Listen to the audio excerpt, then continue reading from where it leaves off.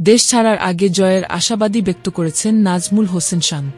এবার রীতিমতো পাল্টা হুমকি দিয়ে রাখলেন ভারত অধিনায়ক রোহিত শর্মা। আজ মঙ্গলবার সংবাদ সম্মেলনে তিনি বলেন, সব দল চায় ভারতকে হারাতে।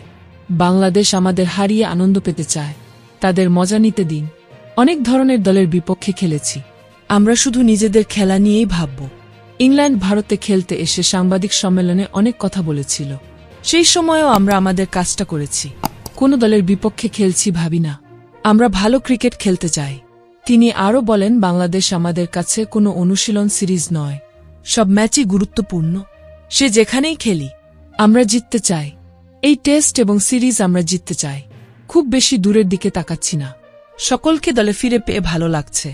গত শ্রীলঙ্কা সফর থেকে ভারতীয় দলের কোচের দায়িত্বে গৌতম গম্ভীর, তার সঙ্গে অভিষেক নায়ার এবং রায়ান আছেন ভারতের সহকারী কোচ হিসেবে।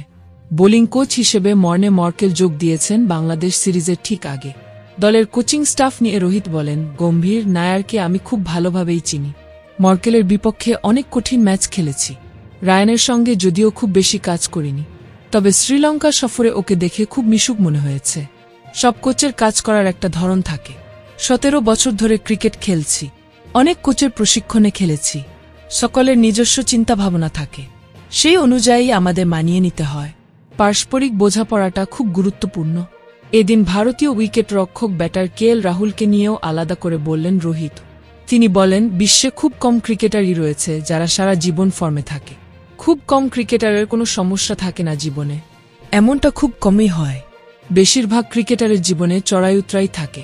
ক্যারিয়ারে কখনো ভালো হয়, কখনো খারাপ। তাই সবচেয়ে ভালো হচ্ছে নিজেকে বুঝে চলা, নিজের ওপর প্রত্যাশার চাপ তৈরি না করা। রাহুল কেমন ক্রিকেটার সেটা সবাই জানে। আমরা রাহুলকে সব ম্যাচে খেলাতে চাই, সেটা ওকে বলা হয়েছে। আমরা চাই ওর মধ্যে থেকে সেরাটা বার করে আনতে। উল্লেখ্য, 19 তারিখ থেকে ভারতের মাটিতে শুরু হবে বাংলাদেশ ও ভারতের 2 টেস্ট ও 3 টি-20 সিরিজ। কানপুরে 27 সেপ্টেম্বর থেকে 2 দলের খেলার কথা দ্বিতীয় ও শেষ টেস্ট। 2টি টেস্টই শুরু হবে বাংলাদেশ সময় সকাল 10টায়। এরপরেই টি-20 সিরিজ। 6 অক্টোবর গোয়ালিয়রে প্রথম টি-20-র পর দ্বিতীয় ও তৃতীয় টি-20 অনুষ্ঠিত হবে 9 ও 12 অক্টোবর।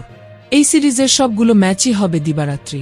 ভিডিওটি ভালো লাগলে লাইক, শেয়ার ও চ্যানেলটি সাবস্ক্রাইব করুন। ধন্যবাদ।